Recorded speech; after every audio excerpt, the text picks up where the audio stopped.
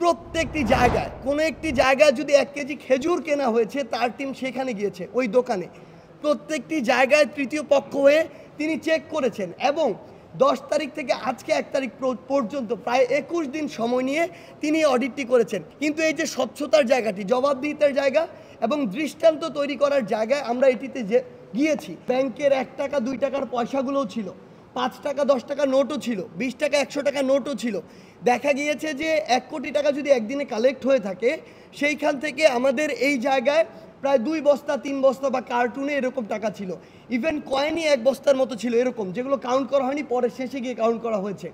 তো এই যে টাকাগুলো, আমরা কেউ হলে থাকি, কেউ মেসে থাকি, কেউ হোস্টেলে থাকে, অথবা ইভেন যদি কেউ বাসাতেও থাকে, এই টাকাগুলো কেউ রাখার জন্য সিকিউর ফিল করবে না।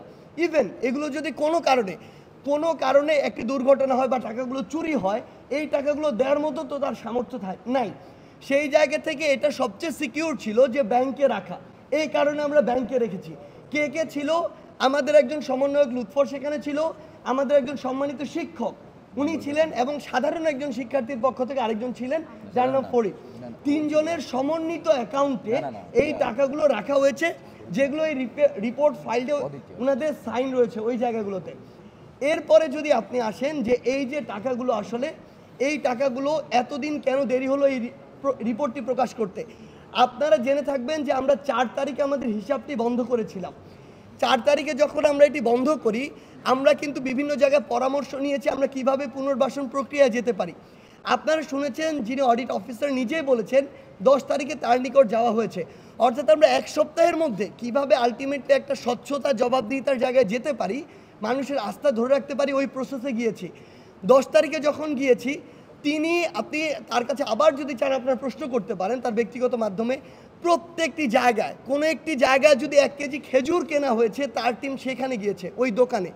প্রত্যেকটি জায়গায় তৃতীয় পক্ষ হয়ে তিনি চেক করেছেন এবং 10 তারিখ থেকে আজকে 1 তারিখ পর্যন্ত প্রায় 21 দিন সময় নিয়ে তিনি অডিটটি করেছেন।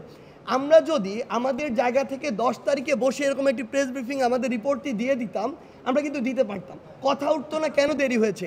কিন্তু এই যে স্বচ্ছতার জায়গাটি, জবাবদিহিতার জায়গা এবং দৃষ্টান্ত তৈরি করার জায়গায় আমরা এটিতে গিয়েছি এবং এখানে আমাদের 20 দিন দেরি হয়েছে, এটা সত্য। আমরা এই সীমাবদ্ধতার স্বীকার করছি যে এই যে পুনর্বাসন প্রক্রিয়া, আমাদের অর্থটি সরাসরি কিছুদিন পরে গিয়ে যোগ হচ্ছে।